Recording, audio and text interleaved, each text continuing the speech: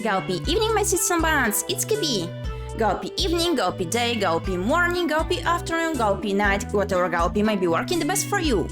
I know, based on the schedule, you may have been expecting Monster Prom this evening, but hey, it just happened that ᴄᴏᴍᴍᴜ did just release her latest ᴄᴏᴍᴜᴜ visual novel on Steam, the one that was on itch so far, and it is a free-to-play, so I really wanted to try that one. I of course will be putting on trigger warnings as it's a cannibal mermaid Yuri visual novel, if I recall properly. I'm very curious and intrigued about that one. I really love the writing style of ᴄᴏᴍᴜᴜ and of the works she realized so far. I'm a huge fan of her visual novels. Actually, they're mainly kinetic novels, but yeah, they're really enjoyable. I love her writing style, it's pretty flowy. Also, I'm here eating some berries. So, yeah, I do have a snack here once again. Very nice. Have a berry cinnamon buns, it's good for your health. I also these days have been a tad chaotic here. It's way too hot. My mind becomes even slower with that single brain cell when it's too hot. But yeah, I'm focusing with it so far. Also today was cleaning the toilet day. Productive time. Toilet time. Toilet bond kepishan it was. So yeah, this evening we're gonna play the ᴄᴏᴍᴜᴜ visual novel. It's called It Gets So Lonely Here. And it's a free-to-play on Steam. I have no idea about its length, actually, but I'm very interested and intrigued about it. I also plan in the future to stream other games by ᴄᴏᴍᴜᴜ, because so far I did not feature them live nor on my YouTube channel, so yeah, I wanna do that as well.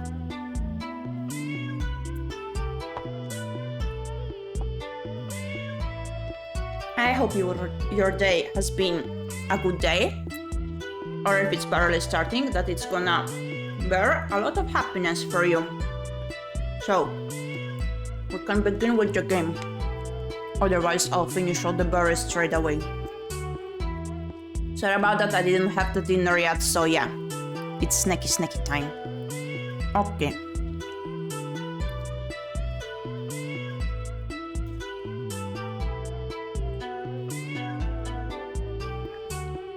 Gonna change the category.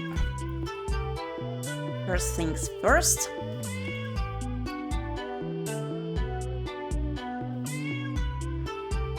Okay, goodie.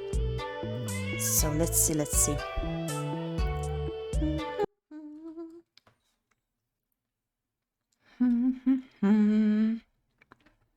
Okay, so we have to put on the trigger warnings, of course. Yeah, heavy topics and violence is pretty much on point.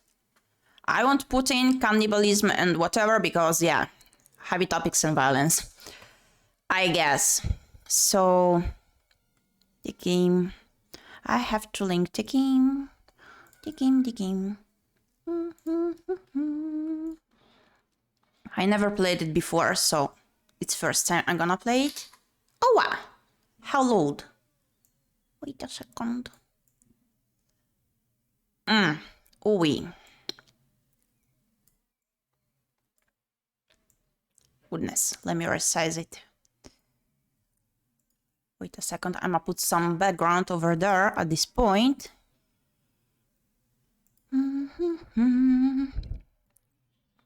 Let me see what I can do.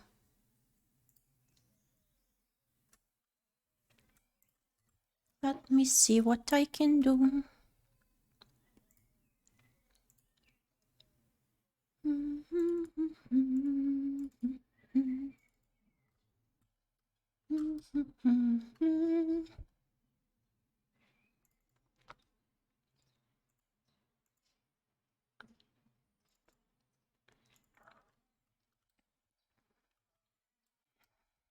Okay, here we go. I did find the folder finally. So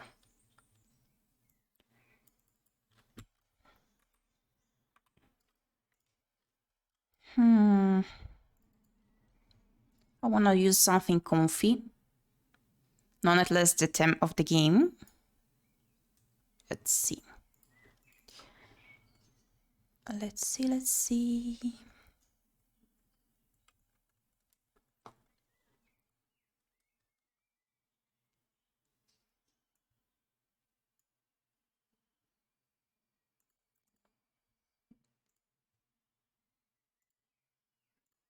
Let's add the image.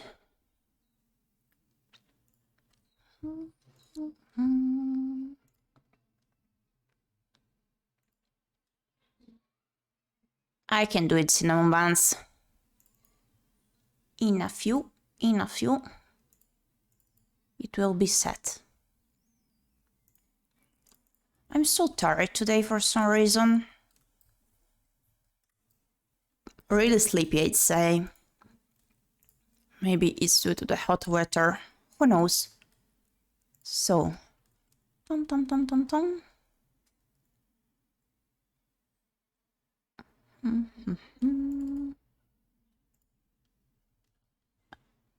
Thank you for the hat pad. Hi Baba, how are you doing?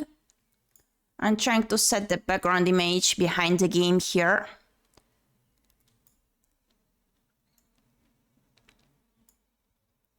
Oh goodness. Okay. Hi. Oh my, no, I moved my own self.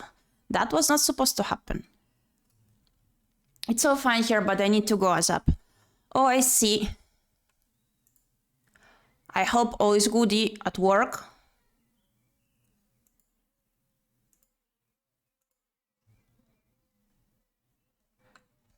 Bye. Thank you for stopping by. I really appreciate it. Thank you. And we're almost done. Goodness. Eek. There we go. The background is set. So this way it won't be an empty white space.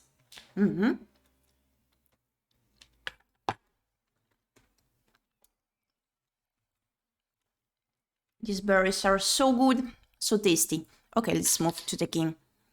Please let me know if the game audio... Oh, of course, I did not even enable it. I did not even enable it.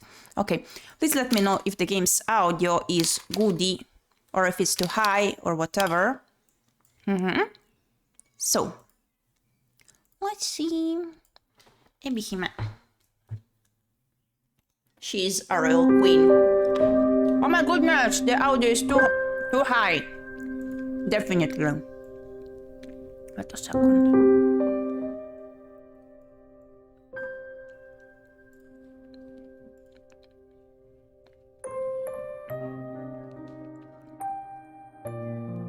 Okay, I think now it should be goody. Okay, let's start. It gets so lonely here. You're running through a forest.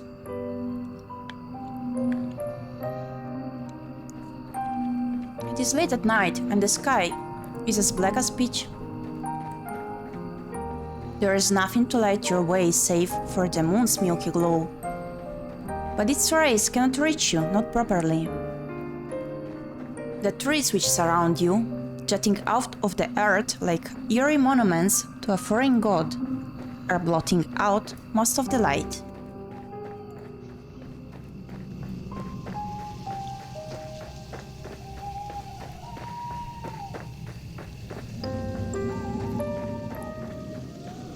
Wait a second, I'm gonna adjust slightly the audio. Okay, there we go. The trees which surround you, jutting out of the earth like eerie monuments to a foreign god, are blotting out most of the light.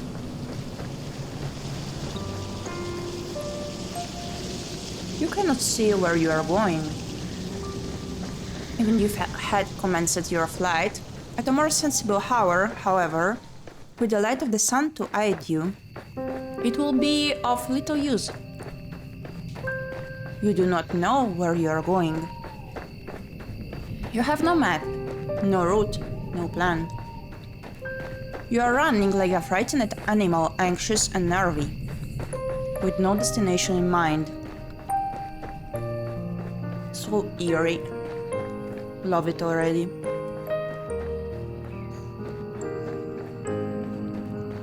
You have no desire as you run, safe to escape. You cannot let yourself be caught. If that were to happen, you are certain that you will be ruined. You have no choice, therefore, but to keep going, on and on and on, till your feet are screaming at you for mercy. You have no idea how long you have been running. Time has begun to blend together. It has lost all meaning.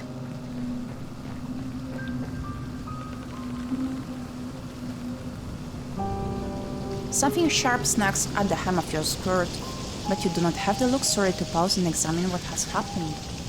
Instead, you took. Your skirt tears, the sun splitting through the forest, and you stumble forwards with a shocked gasp.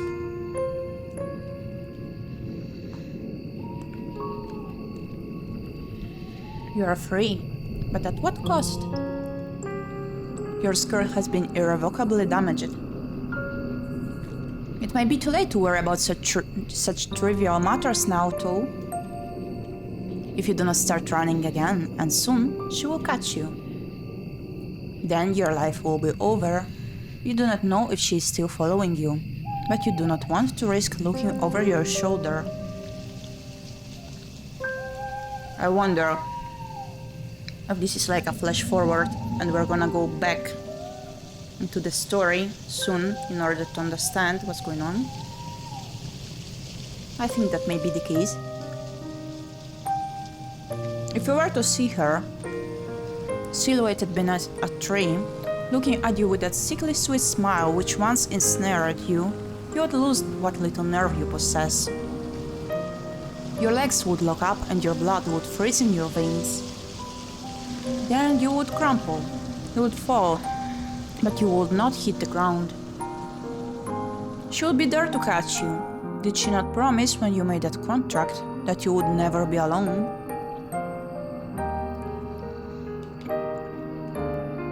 You would like to take back that silly wish of yours, but it is too late for that. Oh my goodness. It is too late for a lot of things. Ah, so intriguing.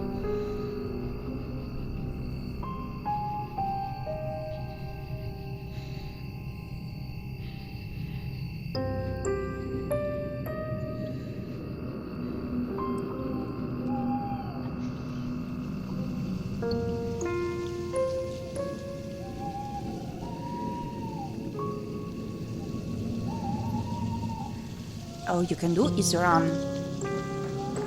You run and run and run while icy fog swirls about your feet. It is cold enough to sap the heat from your body, and you shudder from it. It feels as though you are drowning. It feels as though you are being buried alive. Your knees and your shins, meanwhile, are bleeding. Oh no, we're even hurt here. Endured. You cannot endure much more of this. I really love the aesthetics that ᴄᴏᴍᴍᴜ always puts inside of her visual novels. Like, they're all different among each, but always perfectly on point. So good. Like, both pleasant to see and also to read. Like, I know many people would not enjoy visual novels first place, but kinetic novels, even less people will be intrigued about them, I guess, because they have no choices. But still, ᴄᴏᴍᴜ does have that spark of magic in her writing style. It just is so flowy, it's so relaxing. Even though it's a horror setting here, I'm already like super chill. I really love how she writes. But if you value your own life, you must. Hi Sime, hi. We are reading a Cannibal Mermaid Yuri Yandere visual novel here. A very comfy evening, I'd say.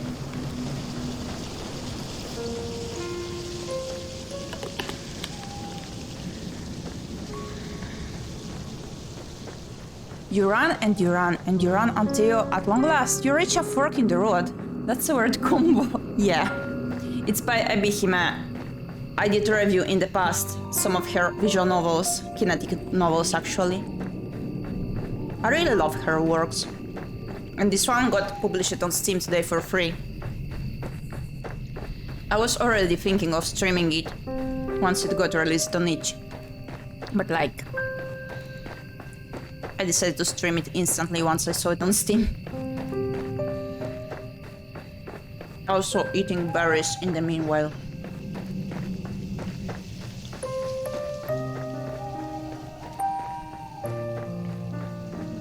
The shrimp princess herself.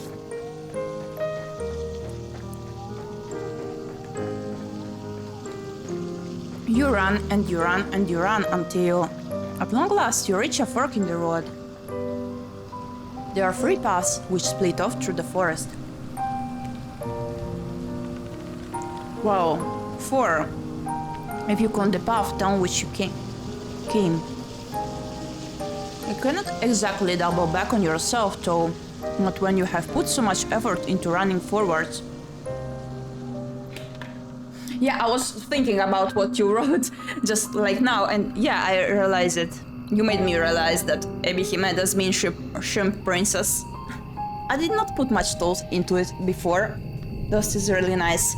Yeah, I really love her works, like the design of the dialogue box, the aesthetic, and the hosts, as well as the art that she commissions.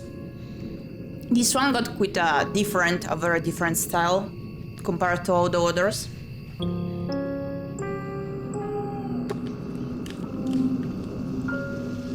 So I was quite interested in this one. Finished the berries. So here I am. You cannot exactly double back on yourself, though, not when you have put so much effort into running forwards. You can only press on. The 3 paths are signposts, which is something of a strange sight, given you are so deep in the forest. There too, it might be, you have grown accustomed to the shadows.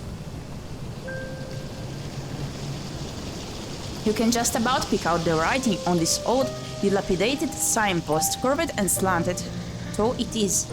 How come we are here? Like we are literally running, escaping something that is chasing us. If I follow it correctly, we're like in the woods. And we're injured. And our skirt is torn.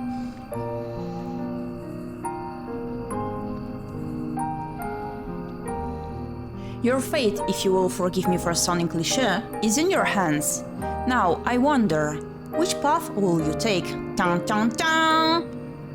So we got choices here. Interesting. Interesting. Like, I barely started playing it, so you're perfectly on time, I'd say. Go to the shore, go to the village, go to the castle.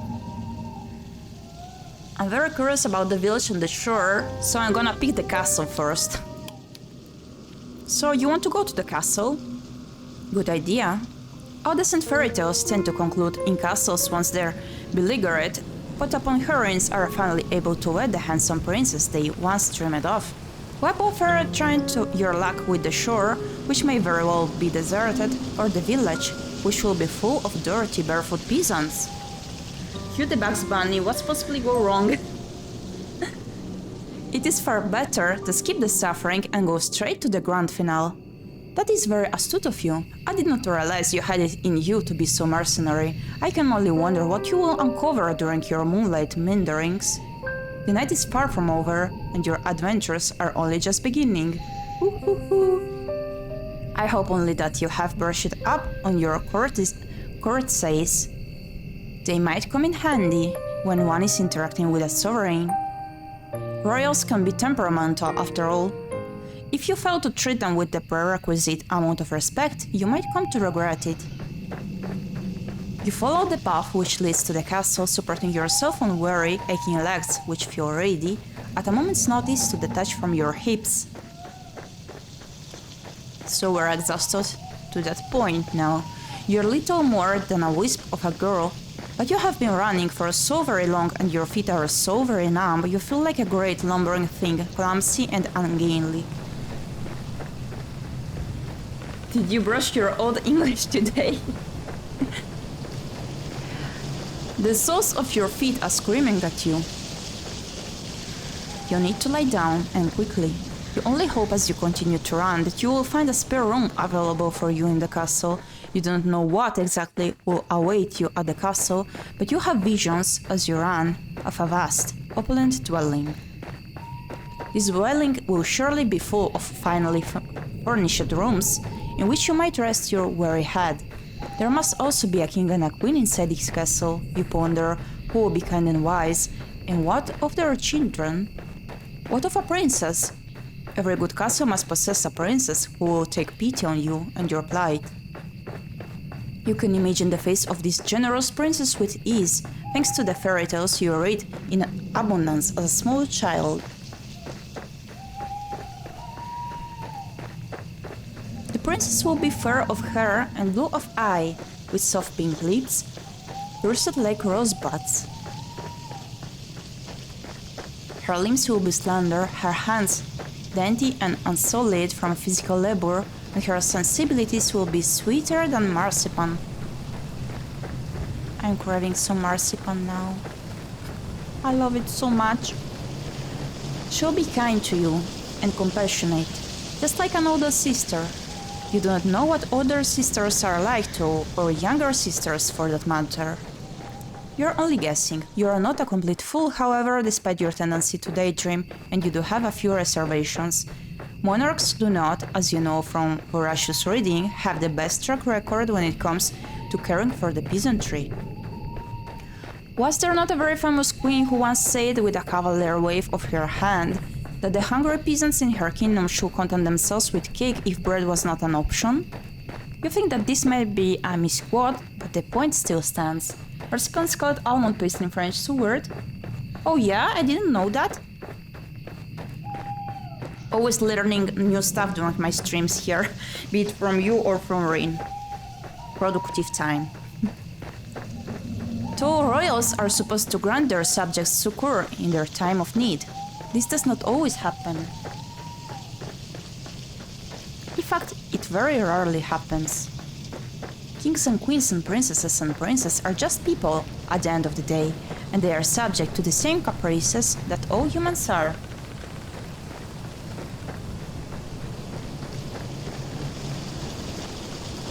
They can also be careless and selfish and inconsiderate.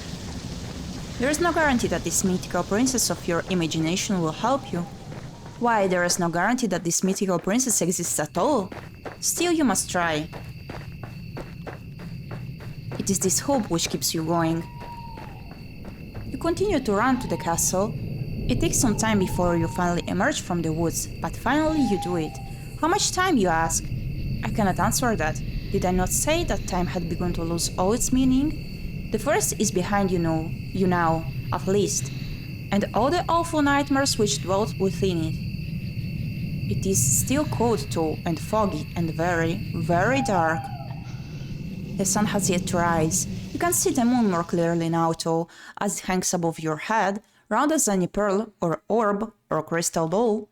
The moonlight shines down upon the castle, which looms in front of you like a cliffside. So the castle. The stone edifice of the building is imposing, and it drowns you in shadows darker than the depths of the deepest ocean. The castle is not all dark too, not like the night sky above it. When you crane your head, you can see that there are lights flickering within, in the narrow slated windows. This darkening makes me think a bit of Tsukihime or Happy Macher. Oh, I have no experiences with either of them. Of the main character is lost in the wood of his past. Oh, interesting.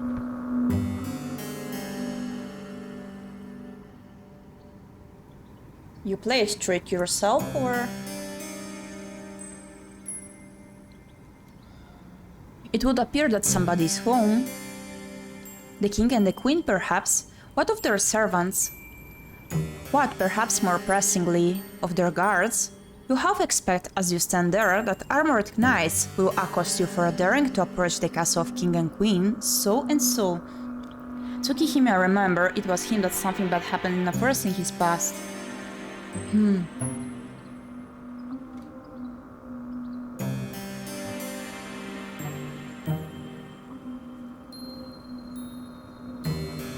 Is there an official translation of it, perhaps, like somewhere I can purchase it? Because I was curious about it, as well as Fate. I never did treat, wanted to discover what it actually is about, nor did watch the anime, because I wanted to go forward to the visual novel straight ahead. Do you not know your place, foolish peasant girl with a dirty skirt? Let me rephrase it. In Tsukihime, the main character, something bad happened to him in the past in a forest. Oh, I see now.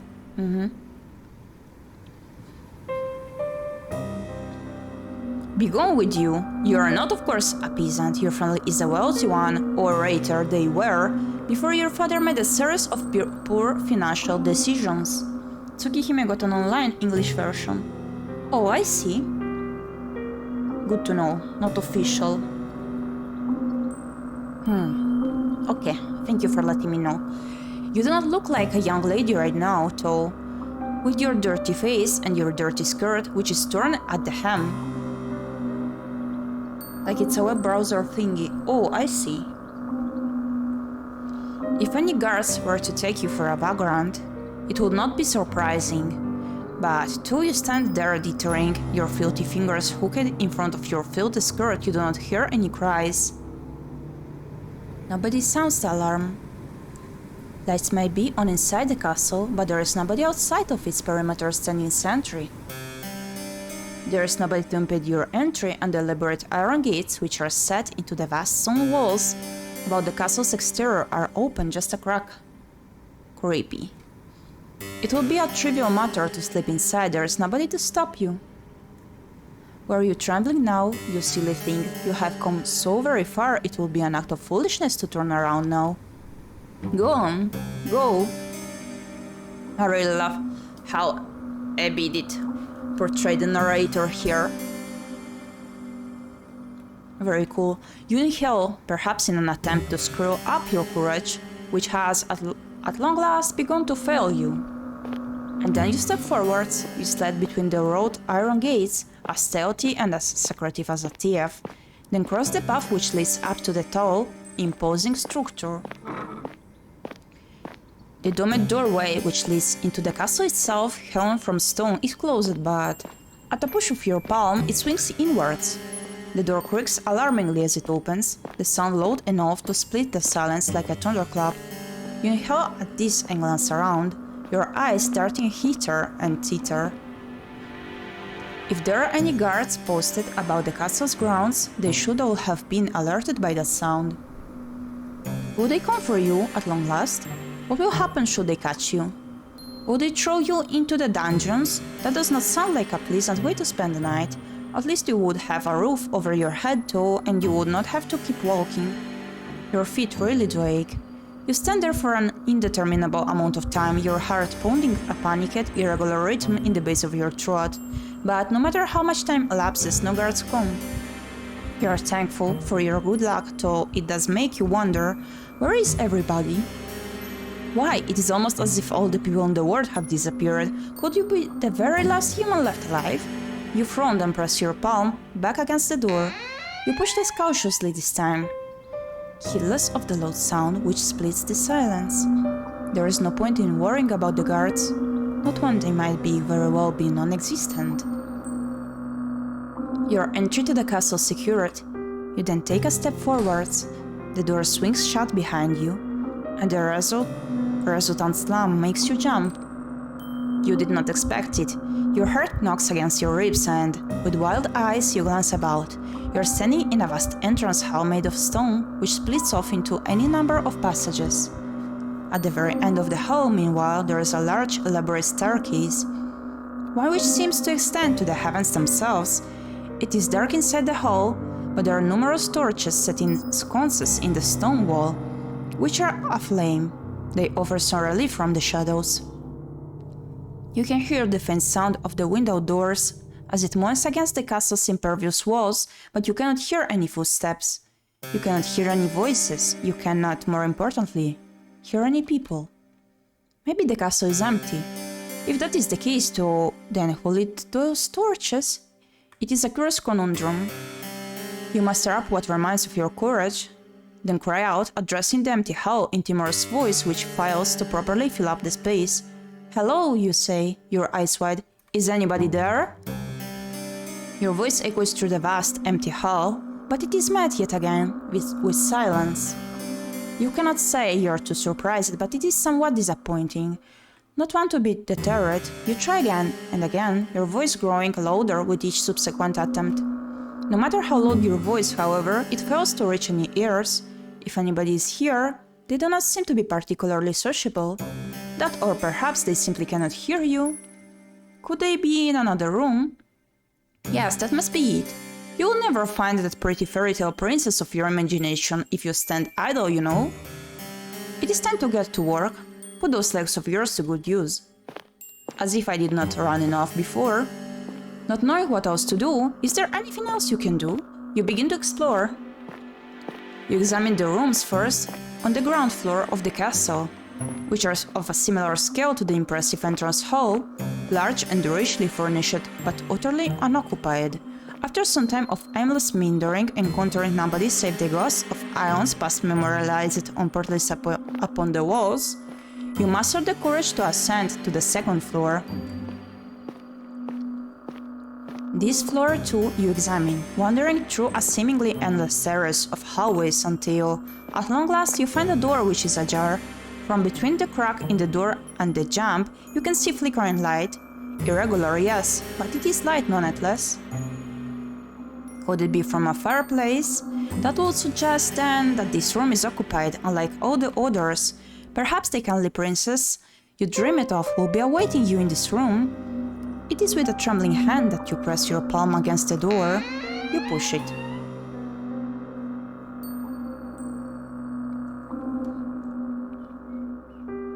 Then you step inside the bedchamber, which unveils itself to you.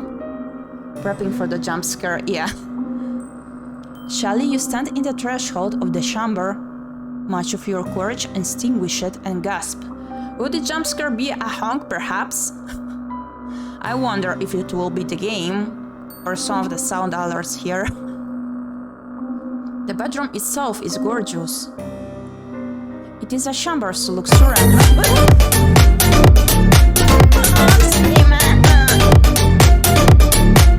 That got better. Yeah. A jumpscare rave. That did startle me, even though I was sorta ready. You managed to fool me, once again. It is a chamber so luxuriant not even the shadows can obscure the fine craft of the furniture within it, not the rich patterns on the walls. The worst kind. It is the girl inhabiting the chamber, however, who truly takes your breath away. Oh?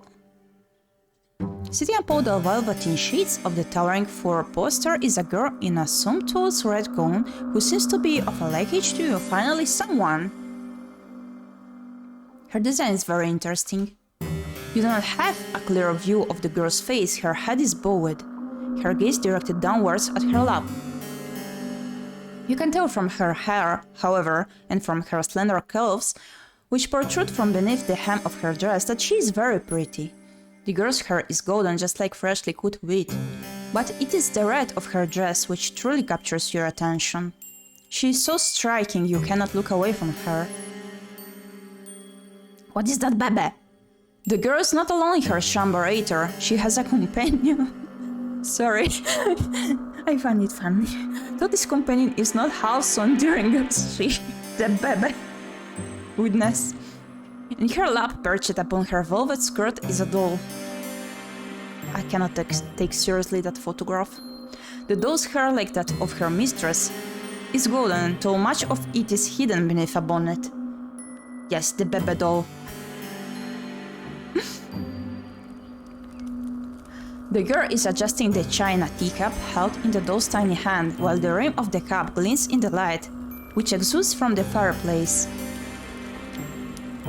If the girl is of a similar age to you, it seems strange that she would content herself by playing with dolls. Is she not too old for it?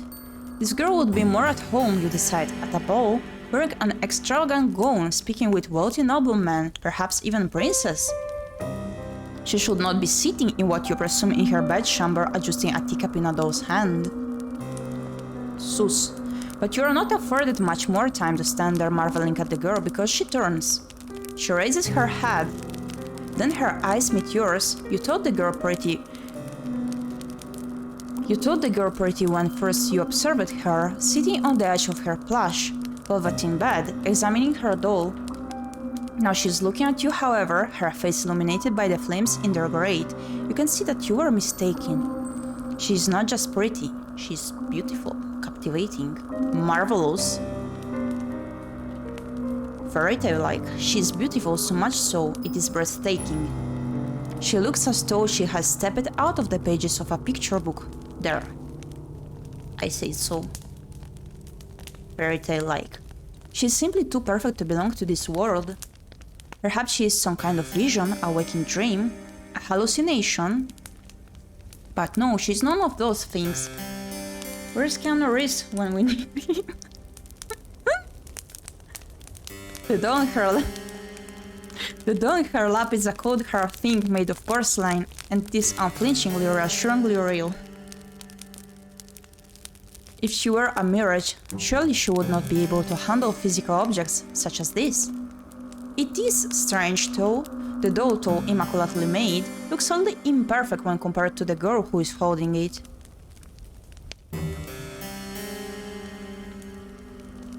She's so startlingly beautiful, she even puts man-made representations of feminine charms to shame. The sight of her makes you feel rather weak. You always have had a fondness for fair maidens, haven't you? Yes, sir. You're rather hopeless when it comes to them, even worse than a knight-errant from a courtly legend. Your aesthetic appreciation is not particularly ladylike, but... well, it is not every day a girl encounters an elegant beauty like this, attired in red, illuminated by the firelight. I suppose I can forgive you for this rudeness, as still can the girl. She does not seem to be the type to hold a grudge. Oh, the girl says in a voice that, surprisingly enough, far less refined than her appearance, it is good to see you. I've been waiting. Has she? That is news to you. You blink, perplexed. A response on the tip of your tongue, but you are unable to expel it into the ether. The girl is setting her doll aside, then she stands, the hem of her dress, swishing about her legs. Nimbly like a ballerina, she canvasses the space between you. Her room is so very large, there is quite a lot of space. Then takes your hands in her own. You must, the girl says, her eyes glow with excitement. Be my new lady's maid. It's been a while, but it's such a relief that you finally arrived. I knew that you would. You'd never leave me alone, not when you knew how long I was waiting. Oh, I'm so happy. The girl's good mood is contagious, so much so you find yourself being swept away in it. You're tempted to accept any identity she might press upon you. You have never been a maid before, but you might not mind being this girl's maid. She does not seem like a poor mistress to serve. Not if she is always this kind.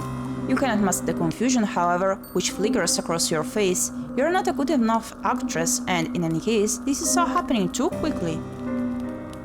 Why, you barely know this girl. Why is she being so very familiar? It is with blank, moving eyes that you examine the girl. Your befuddlement is pronounced enough that even the girl, despite her good mood, notices it. She frowns. Then she says, her fingers sliding away from your own. Or am I mistaken? Are you not my new lady's maid after all? The disappointment in the girl's face is abundant, so much so your heart clenches. You do not know her, she is still a stranger, but you are struck of a sudden with the intense desire to appease her. Will we have the choice of lying or saying the truth here? You don't want to let her down. The thought is devastating. You were not aware you tell her that you had applied to be her maid, but if that is what she wills, you would not be opposed to it. You pray that she forgives you too for your discombobulation. You come from a distant country and you have traveled for many miles. So many long words she used her, I see. You know not where you are and you do not know who she is. What? You don't know who I am? It is regrettable, you tell her, but no, you don't know her. Though that is no fault of her own. Why you have spent such a long time running, you hardly even know yourself. Ah, so you're a fugitive then, from another country? I see. I won't pry into your past then, if you'd rather forget about it. I don't mind sharing my past with you, though. Everybody in this country knows who I am after all, or at least they should. Now this is quite the impressive boast. If it were to come from the lips of another, you would find it unpleasantly arrogant. You do not think, however, that this girl is trying to show off. You get the feeling instead that she is merely telling the truth. If you don't have the pleasure of knowing me, then allow me to do the honors. My father and my mother were the king and queen of this realm, and I am its princess. I've lived in this castle all my life, so I don't know much about the outside world, but I know that other countries do exist out there. I presume it is from one of those foreign countries that you come from. It is very good to meet you. I've always wanted to talk to somebody from overseas. It feels like with the opportunity. The girl jiggles at this, and you smile in response. You tell her unthinkingly that it is your pleasure really to meet her, or at least you mean to. You only get halfway through this remark when the full gravity of what the girl has told you sinks in. You come to a stop. Then you stare. Did she just say she was a princess? Yes, that's right, I'm a princess, and one day I'll be a queen after I've done a little bit of growing up. My ministers don't think I'm ready to run the country just yet, but I've been doing my best at my lessons. One day I'm sure I'll be the best queen there ever was. So she really is a princess. That makes sense, you suppose, given she lives in a castle, but it comes as a surprise regardless. You hadn't known before you entered this chamber that you were trespassing on a lady of such great renown. Why, if she willed it, she could have you executed for your carelessness. How come the other country is like outside her castle world? Yeah.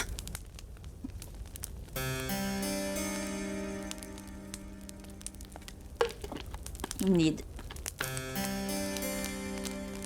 But like the start of this game was weird enough already, I think. So. An ugly red flush creeps up your face, a flush which is far more lurid than the princess' dress as you look to your feet. Bashfully you stammer out a new address, that you are very sorry for intruding upon her and you hope that she can forgive you. Oh, it's alright. Think nothing of it. I don't mind really. We all make mistakes, and anyway, you weren't to know. You said you weren't from around here? Like, city-state do exist, but still there is like no one out there. Hardly thinking it's a dream. I think myself that she entered like some sort of surreal dimension, but that does exist, something like that. I don't know. I like to think like that often.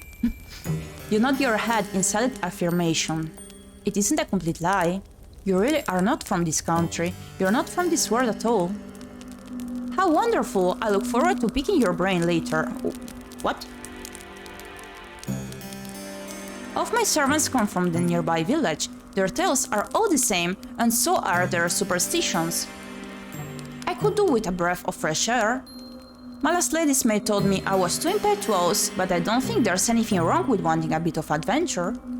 Not that I've ever been afforded much of that. I've been shut up in here for so long I hardly ever get the chance to talk to other girls my age.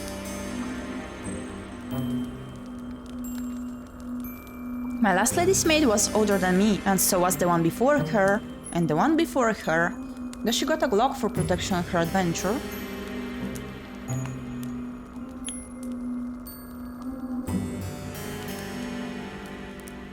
Because don't seems like it's a peaceful part.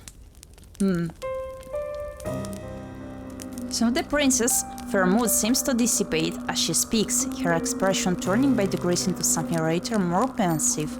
But I haven't seen any of my old lady's maids in a while, or any of the other servants for that matter. Cha-cha! There we go.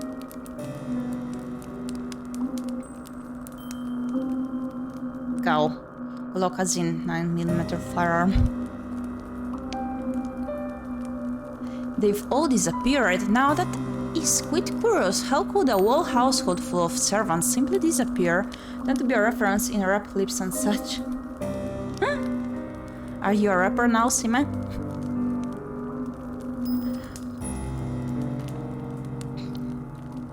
That I don't know. This castle was full of servants once. My lady's maids, and my undermaids, and my scullery maids, and my housekeeper, and my cooks, and a large retinue of retainers. Everybody can be a rapper.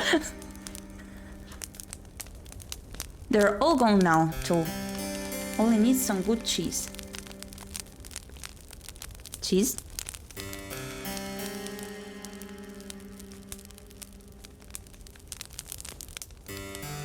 I'm not sure if I got it. They're all gone now, too. I think my ministers must have sent them away. I don't know why they would have done that, though. They didn't explain it to me. But then again, they never explain anything to me. They still treat me like a little girl. It is so tiring. She said that her ministers sent her servants away. What of her parents, the king and the queen? Would they not be the ultimate authorities in the castle's hierarchy? Read that cheese rape? It's the great in French. Oh my.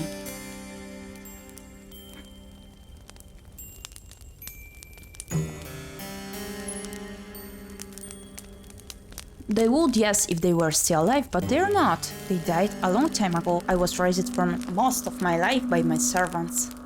Oh, you answer, and then you flush. You hadn't known. It's alright, you don't need to apologize. I'm just happy that I have you now. Is she like a vampire? I was getting sick and tired of only having my dolls to speak to. They aren't the best conversational partners. You can imagine, so, yeah. You adopt any doll, even one made by a talented artisan, with an intelligent face indistinguishable from a human's, would be very good at answering back. Oh no, they aren't. They're hopeless at it, really. They're so stony-lipped. You've no idea how much of a relief it is to see you. This castle is so big, and without my servants it feels so very empty. Well, by the name of the game I will think either she's there for some purpose.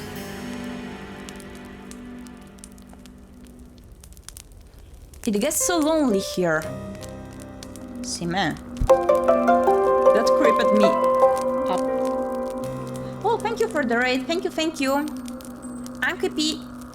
I mainly do stream 2D games because I cannot really play 3D games due to migraines. I do like story-rich games and in particular visual novels.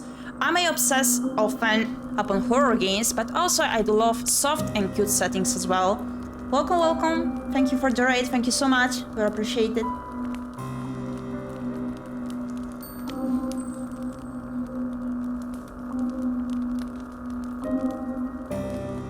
Hello.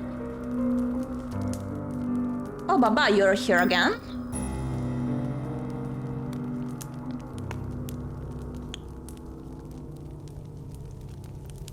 As I was stating, it creeped me out that Sime did mention the title of the game, and right afterwards she stated this line.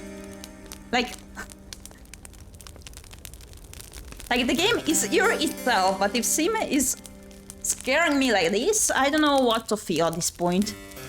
Single brain, so it's easy not knowing things. So let's not think too much about it, I guess. Now, that is an interesting turn of phrase. If this plays it, how did your stream go? What were you playing? Are you willing to share with us?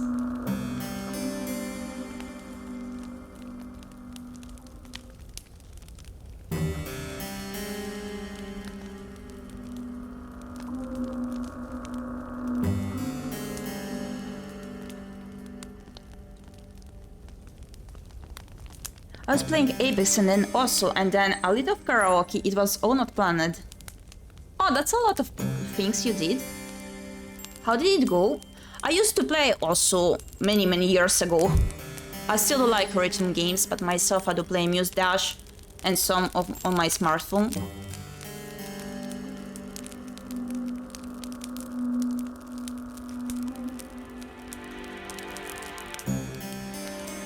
What kind of karaoke was it? Did you pick the titles or the viewers, perhaps? I never hosted a karaoke myself. It went well. I'm so very happy to hear so.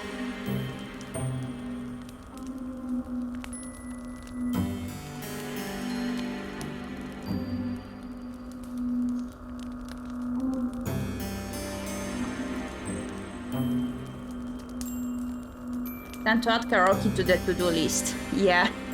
I have to figure out how it works and what not. Rain has been mentioning karaoke as well, like I'm very anxious to the idea, but I wanna try that out someday. Thank you for the hydrate. Nope, I just looked up songs that I know, easy songs like Fly Me to the Moon, etc. Oh, sounds comfy, no? Fair.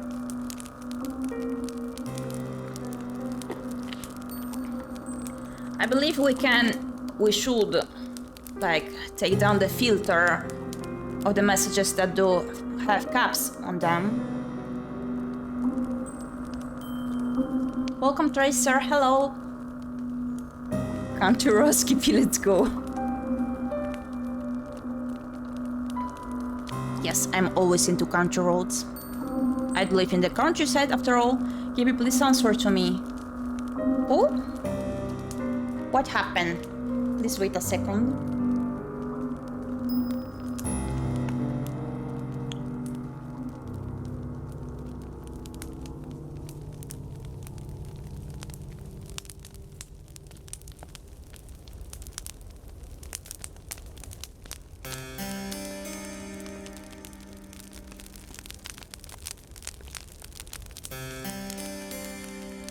Yeah, I was mentioning, like, if you moderators can take that down, the filter of caps. And oh, it seems like Baba has left work 2 hours earlier and he's taking me pizza. Pizza! I like the country road Twitch emotes version. Country roads, take me home to the place I belong. Great Nutella sandwich. Oh, thank you for the follow. Thank you. I hope you enjoy your stay. Country road, take me pizza. As Baba takes it home. I think I did great. Don't clap too much. Joking. I'm quite okay when it comes to singing. That is why I'm quite anxious towards the idea of karaoke, but it sounds like so fun. I wanna try it someday as well. Also, leave these places, sorry for stuttering. Please do take some time to rest in case you are tired. You should totally take some time to take care of yourself after a stream.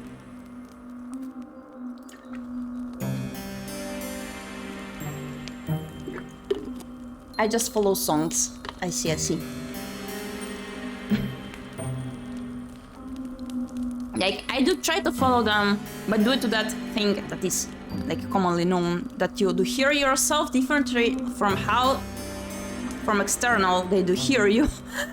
Like, when I listen to what I did, it's like terrible, quite off-key, bouncing around the notes, even I thought I was reaching them more or less goody, you see?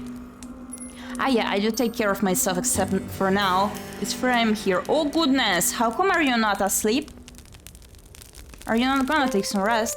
It's okay to stutter, I always stutter too. You can call me Leaf, my name is too long. Okay, nice to meet you, Leaf.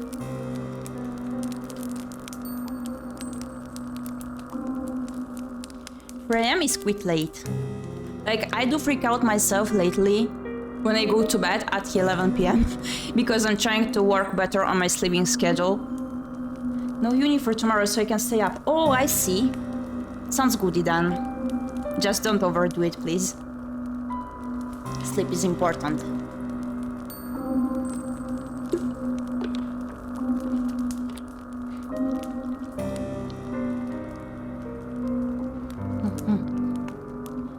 So, I guess we can go back to the game, pretending it is not scaring us. True, sleep is important and hydration. Yes, indeed. Lately I'm mainly working on those two and staying active, as in taking some longish walks outside. as I neglected that for quite a long time. Like, I never was hydrated regularly. My sleep schedule was terrible. And I was stuck at home streaming, not walking. And then, hey, health issues popped out. So I started walking and everything is feeling way, way, way better. It's just a bit difficult to do it to the weather. Like, it's super hot a couple of days and then it's pouring rain like crazy the next day. So I go out once it's sunny. Same, I used to do that too, to the point that I eat dinner at 2 AM, sleep schedule is working, oh my goodness.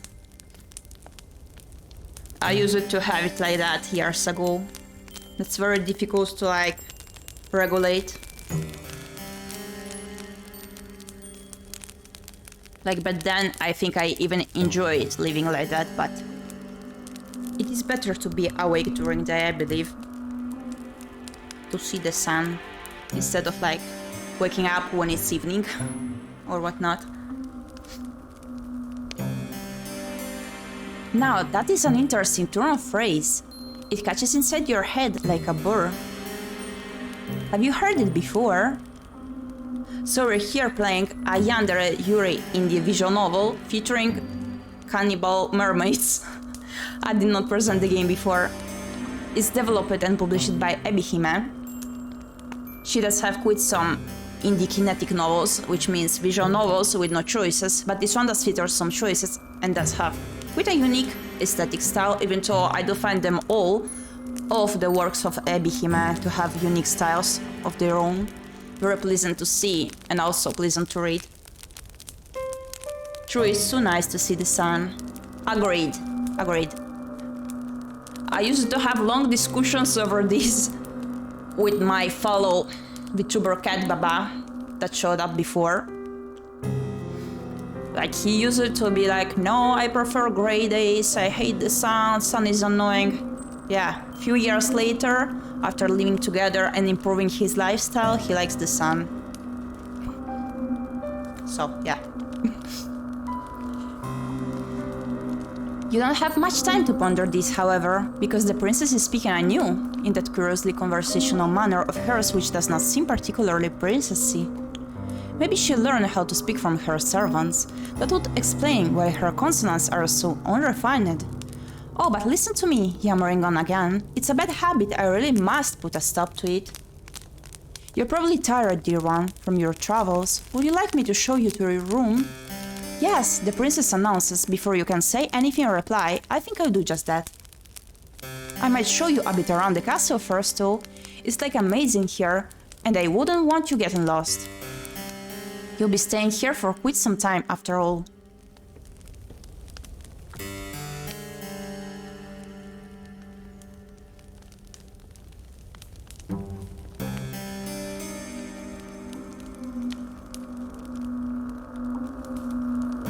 I just remembered I did not ask Baba to request to cut the pizza for me.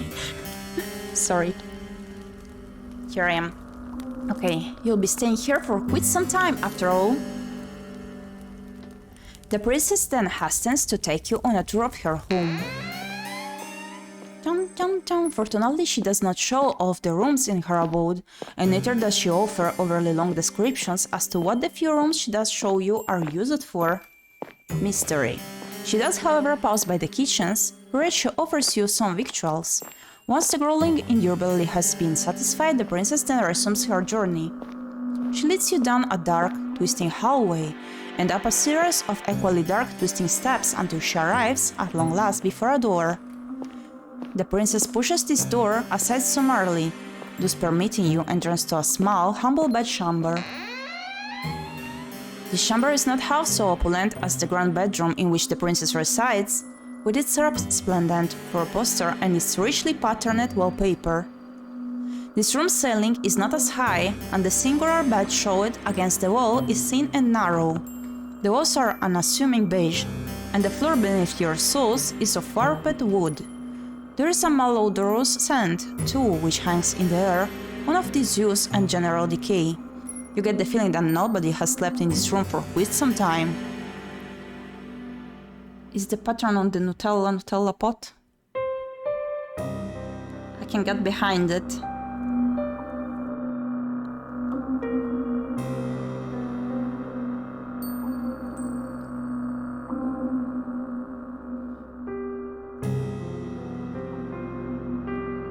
The pattern on the wall.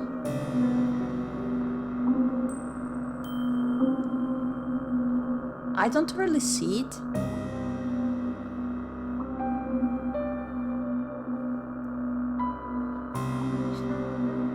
Yeah, I know. But I was trying to understand where did you see Nutella? That might explain why it feels so very cold in here. Don't take it serious.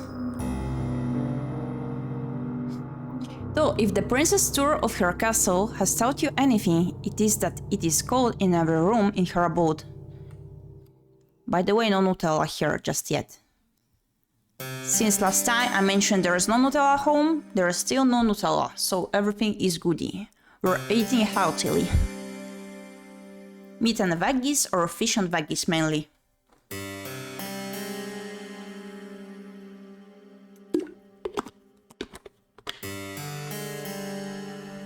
Oh, since you are playing a visual novel right now, have you played To the Moon and or ᴰᴏ? Oh, I do love ᴰᴏ so much. I played ᴰᴏ and I recorded it on my YouTube channel, while To the Moon is being requested frequently by Sima here, and I'm planning to play it. Did you play both of them? I really love ᴰᴏ. I played it like many years ago when it just released in its first version, and replayed it as VTuber when it got the remake. I was so excited. To the Moon, yeah, is on the list on the to-do list. Yep. Like, I love ᴰᴏ so much. I love also the fun realized background music covers. Like the songs they wrote based on the characters, the whole world of ᴰᴏ, the characters, the outcomes, how empty you feel with certain outcomes, goodness. And all of the design, the world building inside of the gallery, just amazing. Not to talk about the jump scares, so fun. I have, but I don't remember it anymore. It was like 10 years ago, 15. Oh my! I love ᴰᴏ so much. The background music is my alarm and ringtone. Oh, so sweet. So you did not play the remake? I assume if Gyepi likes To the Moon, the other ones will be good to do. Of course.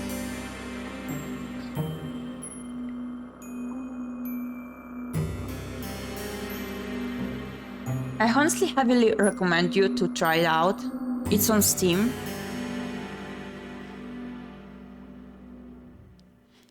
Because I also did play it after that many years, and it was an amazing experience for me. Like, I got so emotional just getting the starting screen there. Brought up so many memories. And to see the upgraded sprites and whatnot was so cool. To the Moon is so sad. Yeah, I heard that. That is why I'm still, like... I'm not even sure if I do own it in my library, but like, kinda postponing it due to having heard it's sorta depressive as a story, if I got informed correctly. Like, I do not mind usually if it's horror and sad. But if it's playing like depressive as a story, having a deep meaning or whatnot, being a serious story, having sad vibes, for now I try to stay away from those. You got it.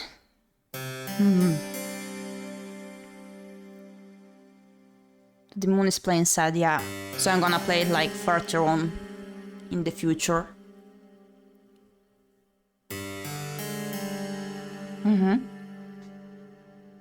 Still, I'm very curious about the story. Personally, 9 did some damage to me. I did not play that one yet, so not sure what is the damage there. But I assume I will take it as well, as soon as I play it.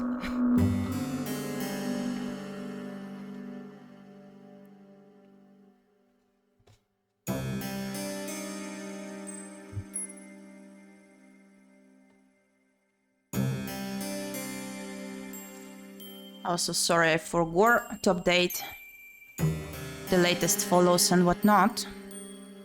Let me fix it real quick.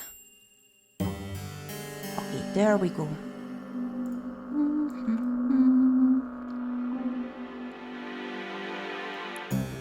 Okay, goodie.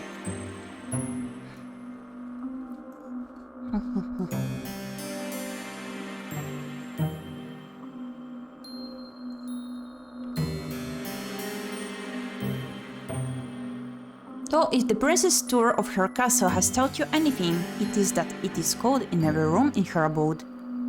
Now, here we are, the final stop of our tour. I will lurk a bit and go, it's almost 4 AM here.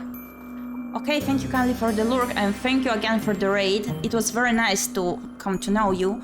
I will check out your channel after my stream as well. It was very pleasant to meet you and I also thank you for the raid. And please take care and get that sleep once you feel like so. Now here we are, the final stop of our tour. This will be your room, dear one. I hope it's to your liking. The princess, despite her exalted status, looks somewhat uneasy as she observes you, her eyes upturned like those of a loyal dog's. Is she concerned about your reaction to this room? Perhaps she is afraid that you will turn your nose up at her kindness. For a princess, she is awfully eager to please. This unexpected contrast between the princess' lofty title and her ingratiating attitude makes you smile. The room is rather scanty, yes, when it comes to its contents, but it is more than passable. It has a roof and 4 walls, and though it is cold, you fancy you will feel warmer once you have slept beneath the bed sheets. The room is not quite so fancy as your dormitory at the conservatoire, and neither is it so large, but that it does have one glaring improvement over your previous lodgings. Goodness, I'm unable to read now. Thank you, have a wonderful stream. Thank you, thank you.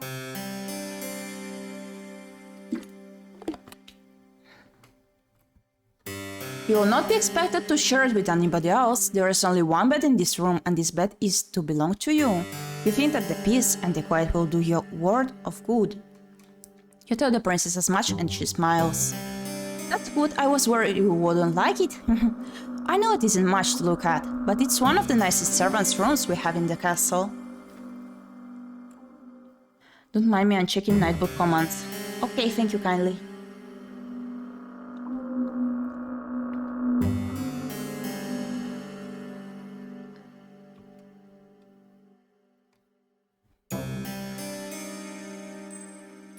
Most of the maids sleep beneath the roof, in this teeny tiny room which is all cramped. There's 10 beds up there, and they're so close together there's barely any room to pass between them. I thought it was perfectly ghastly when I saw it, the last time I went up there. Not that I was supposed to be up there.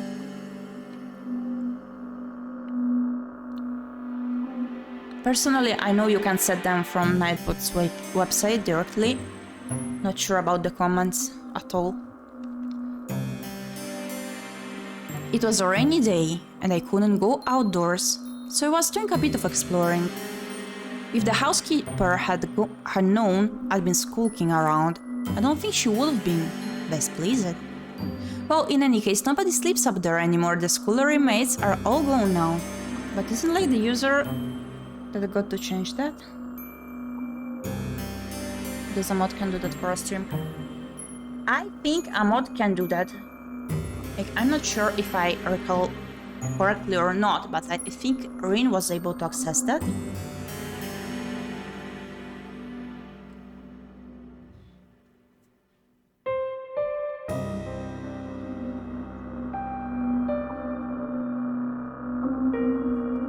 Wait, I'm gonna check it out. So it's spam protection, excess caps. So the limit is 16. Minimum number of caps posted before a nightbot will punish blah blah. Should I like increase it or disable directly? Because when the raids do happen, they are spammed and I'm totally fine with that, of course.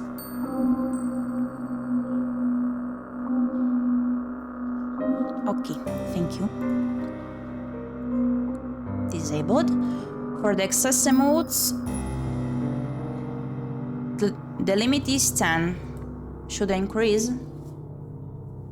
Or disable?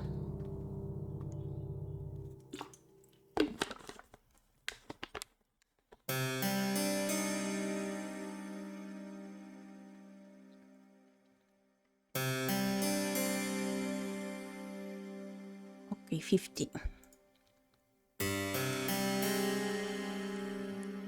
Also, there's another one, excess symbols.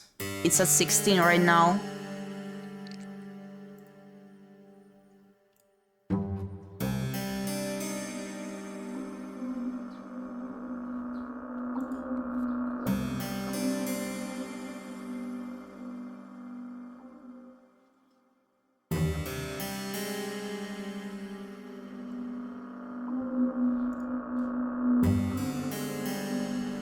Okay. I'm gonna put it to 50. Okay, now it should be goody. Okay. Back to the game. Well, in any case, nobody sleeps up there anymore. The scholarly mates are all gone now. I couldn't put you up there too, in the attic, with all those empty beds. I didn't think it'd be very cheery. You're not just a scholarly mate, you're my lady's maid. That means you deserve good lodgings. It'd be an insult to offer you any less than this. Now it's getting late. You'll have to forgive me for rabbiting on. I heard it's something I tend to do. It's a bad habit, one that's unbecoming for a lady. The housekeeper's warned me enough times. Symbols are like the image next to a name. Oh, I see.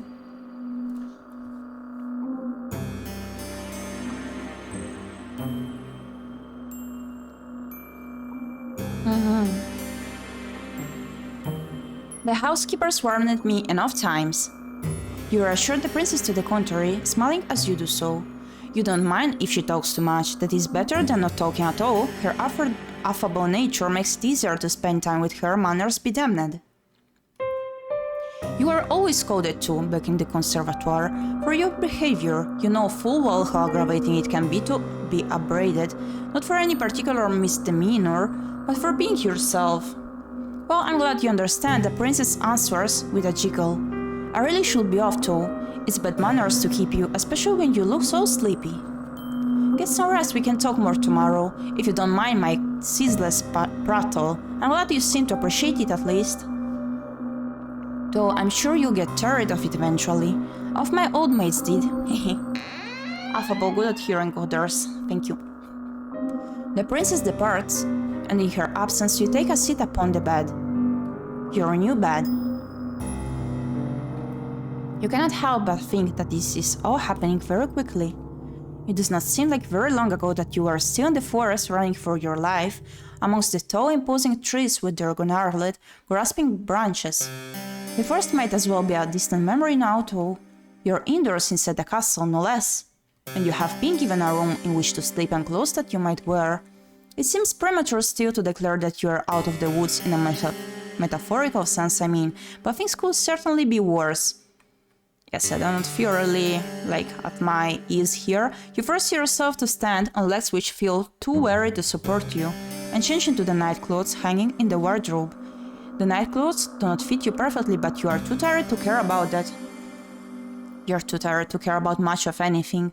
You retreat to the bed and slide beneath its sheets. Then you let your eyelids fall shut. You exhale. And lulled by the breeze which blows outdoors, you fall asleep. You're so very tired, your sleep is a deep, dark one. Darker even than the furthest abysses of the nighttime. Like the nighttime sky, however, which shimmers with stars, your sleep is not devoid of those prismatic fragments you humans call dreams. It's from Latin and was used in Old French, a fable. Oh, I see.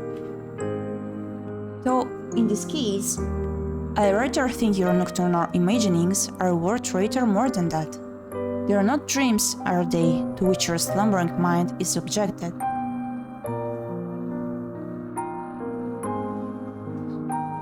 You know that they are not. Sorry, I was checking if there were any bees on the balcony. Because, this morning it happened while we were sleeping. A bee entered our room Like, I don't think it was an actual bee, you know? That one that is more big, therefore more harmful. We do have the thingy against the mosquitoes and whatnot attached to the windows, but still they're not of a good quality, so like at some spots they can directly enter. I almost heard a beast. Yeah, it was actually a beast because it was like a giant one, so I'm not sure how it's called in English, but it was not a bee, it was the big one. Well, no tell to Bergen sadly. Like, it did woke me up, but all that insect did want was to just leave through the window outside, and I had no strength to get up and let it be free. So Baba later on got up and did it. Props to Baba. You know that they are not. So like now I was hearing similar noises, but it was not a bee, it was someone doing something in the garden. Pretty similar as a noise. Otherwise, your body would not be so very cold, not so clammy. The images that flicker beneath your closed eyelids, like the ghostly images in a ᴄᴏᴍᴍᴜ, were not conjured from within your mind. I'm here pretending I know what ᴄᴏᴍᴍᴜ is. Yeah, I'm a pro at reading these words, you see. The stuttering fox is becoming better at not stuttering.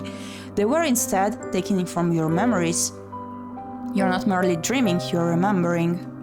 You remember the girls who slept in your dormitory and how they always hastened to use the shower first so you were last for breakfast. You remember how, when you finally did arrive at the dining hall, the most desirable morsels had already been snuffled up by the girls who got there earlier. Oh, that's sad. You struggled too to find a seat once you finally did get your hands on some food because nobody ever wanted to sit with you. Oh. A ᴄᴏᴍᴜᴜ is like an optic toy. Thank you. I hope you googled that up. One where you put your eye in it and turn. Oh, I see. I do call it a kaleidoscope.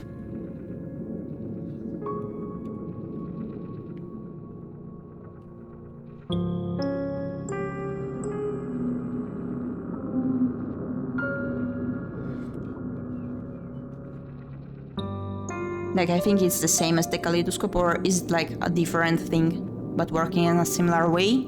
Now I'm confused. Confused fox is here again. You struggled too to find a seat once you finally did get your hands on some food because nobody ever wanted to sit with you. The other girls all acted like you were a leper, save for when they wanted favors. They never asked for these favors, mind, for why would they? To them your father's prestige did not matter.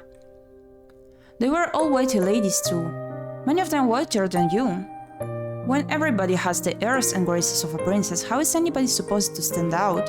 You stood out the least in your class, perhaps because you were one of the smallest, the frailest, the sickliest, who always came down with colds in the winter. Kaleidoscope is a pattern, yes. Yes. So like the character in a ᴄᴏᴍᴜᴜ. I think I never tried one. Then I didn't know only about kaleidoscope. I need to search that up.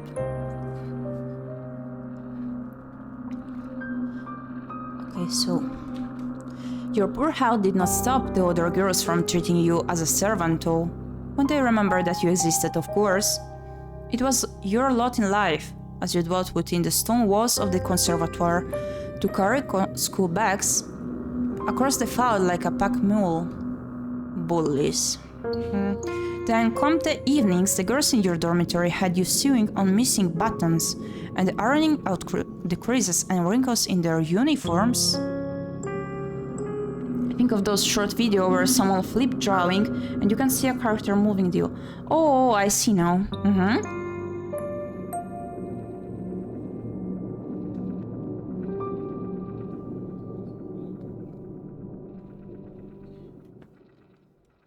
I see now.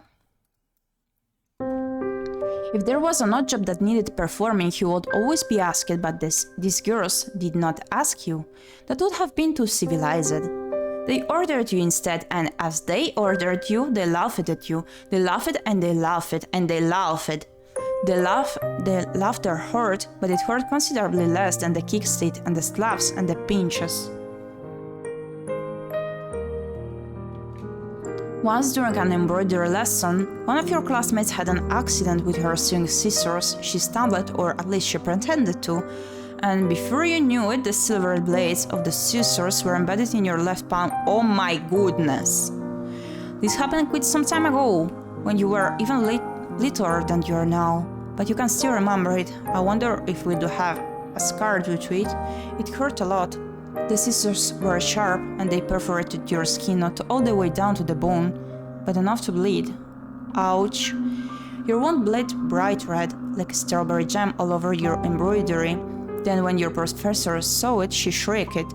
Her face turned as pale as way, and she looked at it. For a few moments, as though she might faint, though you were the one who was in pain. Your professor looked at your face. She could not bear to look at your hand, then demanded to know why you could not be more careful. What?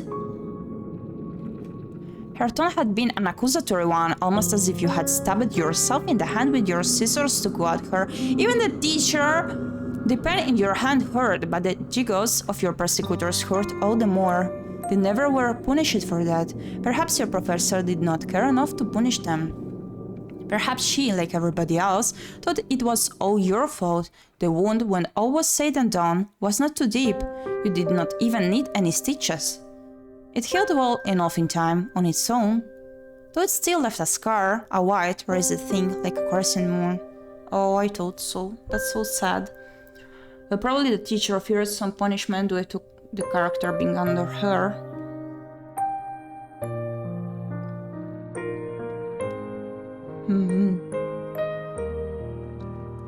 By the way, I'm gonna end the stream pretty soon, as I did stream 1 hour and a half so far, but we are still gonna read a tiny bit. You still have that scar. You don't know how much blood you lost. It seemed like a lot back in the classroom. You got smelled in the air, sharp as iron, but it could not have been that much, evidently. If your wound had been more serious, perhaps your professor might have cared. Perhaps your classmates too would have felt some modicum of guilt over what they did. But it seems very unlikely. You know that your blood meant nothing to your classmates. Why should it?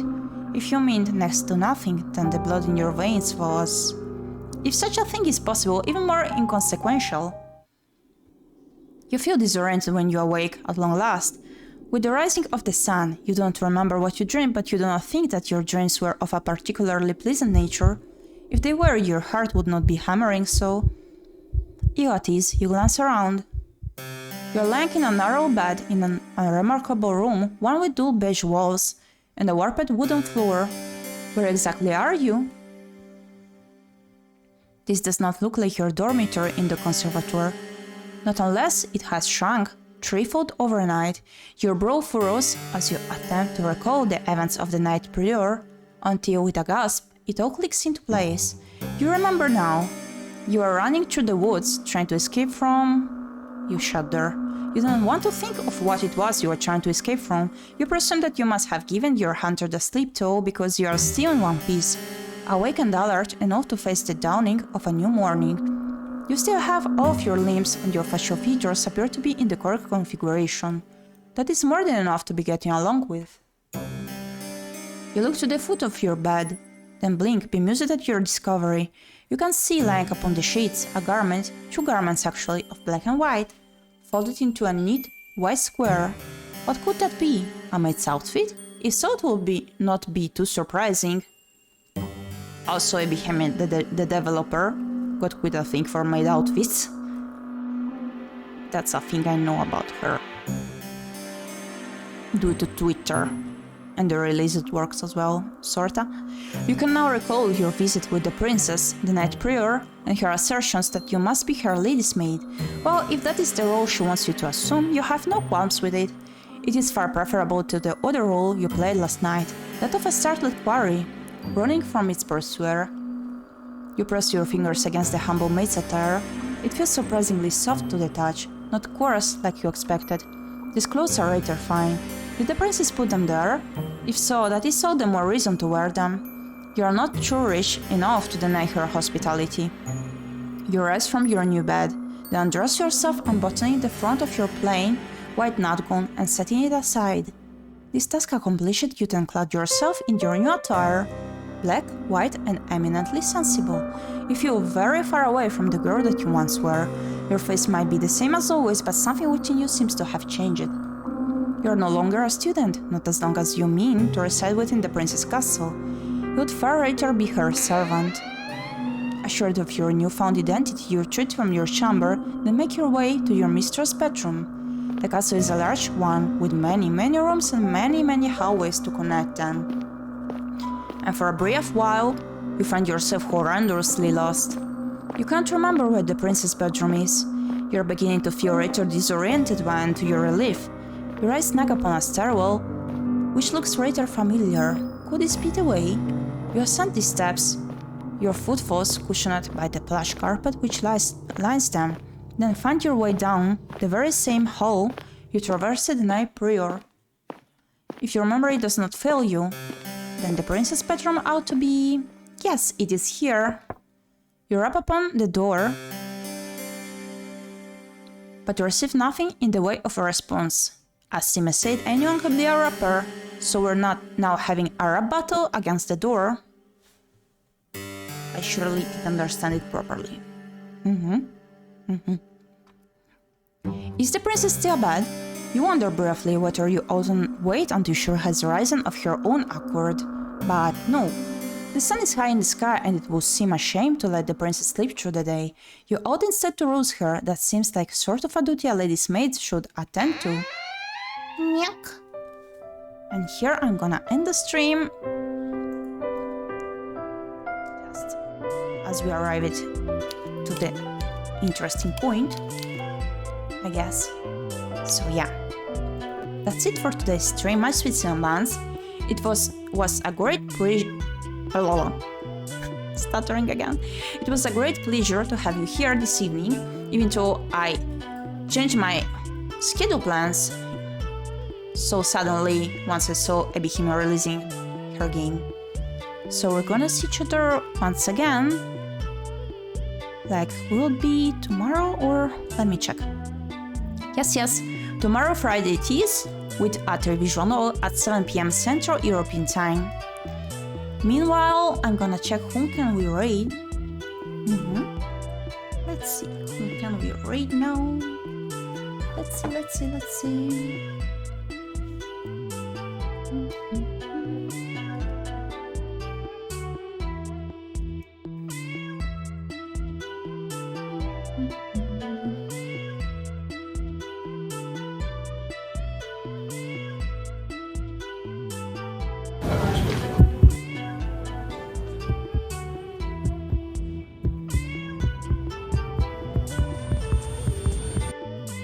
Okay, so it seems that cost me at least that much. ᴄᴏ, Fines and a fellow everything. VTuber that often does stream visual novels, Yeah, is streaming right now.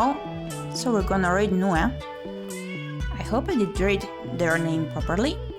I'm not sure if it's like ᴄᴏ or ᴄᴏ or ᴄᴏ. Oh my goodness, I never questioned myself that so far. So let's raid them. Let's raid ᴄᴏ. They're streaming Coffee Talk 2 currently. I still have to complete the first one. So, let's begin the raid. So we're gonna see each other tomorrow evening, as mentioned, at 7 PM Central European Time with a visual novel. Let's begin the raid. Bye bye!